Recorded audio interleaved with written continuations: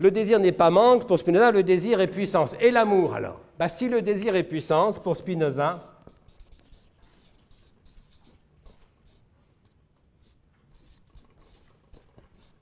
l'amour est joie. En vérité, Aristote l'avait déjà dit, Aristote qui, de ce point de vue, est du même côté que Spinoza.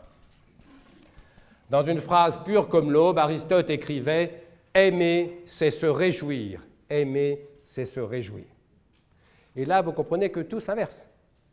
Parce qu'autant, si vous donnez raison à Platon dans vos histoires d'amour, si vous ne savez aimer ou désirer que ce qui vous manque, inévitablement, vous donnez raison aussi à Louis Aragon. Si l'amour est manque, Platon, alors Aragon, il n'y a pas d'amour heureux. Si en revanche c'est Aristote ou Spinoza que vous donnez raison dans vos histoires d'amour, alors clairement Aragon a tort. Il n'y a pas d'amour malheureux. Sauf dans le deuil, bien sûr. Parce que le deuil, alors au sens propre, l'autre est mort, ou au sens figuré, l'autre vous a quitté ou ne vous aime pas, le deuil recréant le manque, tragiquement, vous renvoie brutalement, douloureusement, chez Platon. Mais en dehors du deuil, si l'amour est joie, alors Aragon a tort, il n'y a pas d'amour malheureux. Et Spinoza va dire la même chose en substance qu'Aristote, dans une formule un peu plus compliquée. Spinoza écrit « L'amour est une joie qu'accompagne l'idée d'une cause extérieure. » L'amour est une joie qu'accompagne l'idée d'une cause extérieure. Autrement dit, aimer, c'est se réjouir de. C'est ce petit de, finalement, que Spinoza ajoute à la pensée d'Aristote. Concrètement, qu'est-ce que ça veut dire? Ça veut dire que si quelqu'un vous dit un jour « Je suis joyeux à l'idée que tu existes » ou bien « Il y a une joie en moi », eh bien tu vois, la cause de ma joie, c'est l'idée que tu existes. Ou plus simplement, à chaque fois que je pense à toi, cela me rend joyeux. Vous prendrez ça, bien sûr, pour une déclaration d'amour. Vous aurez évidemment raison, ça donne raison à Spinoza. L'amour est une joie qu'accompagne l'idée d'une cause extérieure. Vous aurez raison, mais vous aurez aussi beaucoup de chance.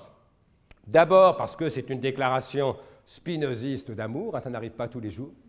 Beaucoup sont morts pour avoir entendu ça une seule fois dans leur vie. Donc, si ça vous arrive aujourd'hui, dites merci aux hôpitaux universitaires de Genève. Mais vous aurez surtout beaucoup de chance parce que c'est le cas très rare d'une déclaration d'amour qui ne vous demande rien. Et ça, croyez-moi, c'est proprement exceptionnel. Alors, toute cette exception de l'amour, je n'ai pas le temps de m'attarder, on va revenir à nos moutons professionnels, le sens du travail, la motivation. Mais j'avais besoin de cette grille conceptuelle pour pouvoir l'éclairer. Mais juste un dernier mot sur l'amour, pour entreprendre de vous aider à sauver votre couple, comme je le disais. Juste un exemple. Peut-être avez-vous dit, messieurs, le 14 février dernier, lors de la dernière Saint-Valentin, peut-être avez-vous dit à votre épouse, à votre compagne, « Ma chérie, ça fait 15 ans qu'on vit ensemble, toi et moi.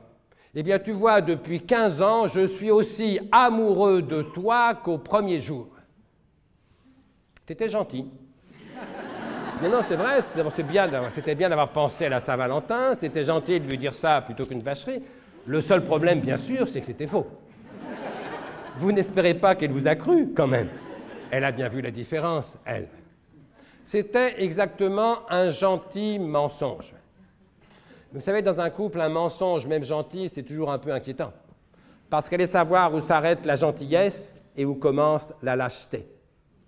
Surtout lorsqu'il s'agit d'un homme, chez qui, pour la plupart, ces deux traits de caractère, gentillesse et lâcheté, sont tellement proches qu'ils sont à peu près indiscernables.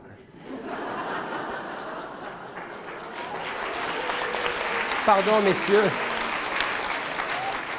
messieurs, mais il faut bien que quelqu'un leur dise la vérité au moins une fois. Et donc, faites-moi plaisir, messieurs, ou plutôt non, faites-lui plaisir, à elle.